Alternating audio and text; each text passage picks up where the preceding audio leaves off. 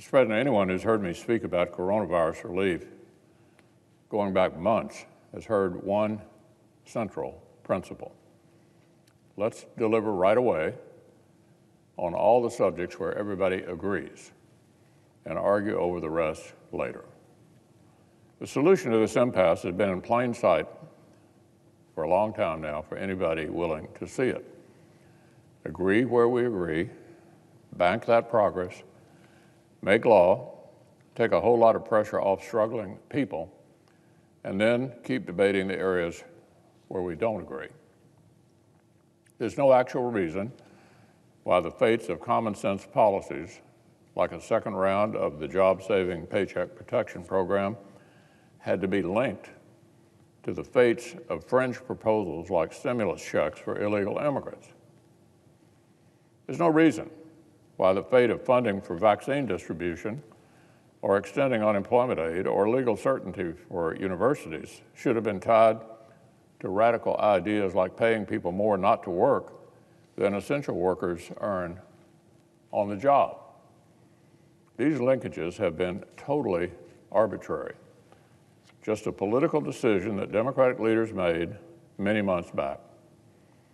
Democratic leaders have tried to create a narrative where it's taken for granted that the most bipartisan, commonsensical relief policies would live or die with their side's most outlandish ideas. Well, that just isn't so. They've tried to create a dynamic where they move from one made-up number to a second, slightly smaller arbitrary number and call it a meaningful concession. The truth is simple. This has always been about policy differences.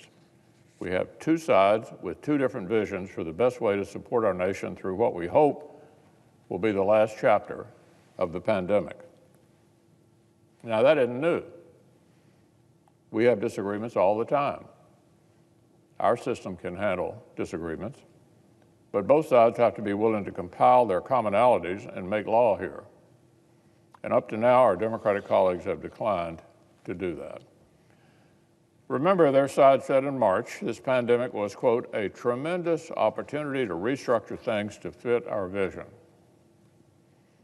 So when Republicans tried to pass common sense relief measures in July and in September, and in October as well, our Democratic colleagues actually blocked policies they do not even oppose. Now it's been heartening to see a few hopeful signs in the past few days. After months of arbitrary attachment to sky-high dollar amounts that the Speaker of the House claimed were essential, that it would be an insult to settle for a nickel less, those baseless claims have suddenly evaporated. That is at least movement in the right direction. But the underlying reality, Mr. President, is still with us. There are many important policies that have strong bipartisan support. There are many others that do not.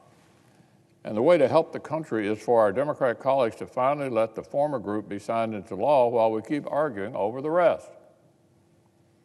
The targeted second round of paycheck protection that we've been trying to establish since July would help a huge number of small businesses survive to the finish line and help huge numbers of workers keep their jobs.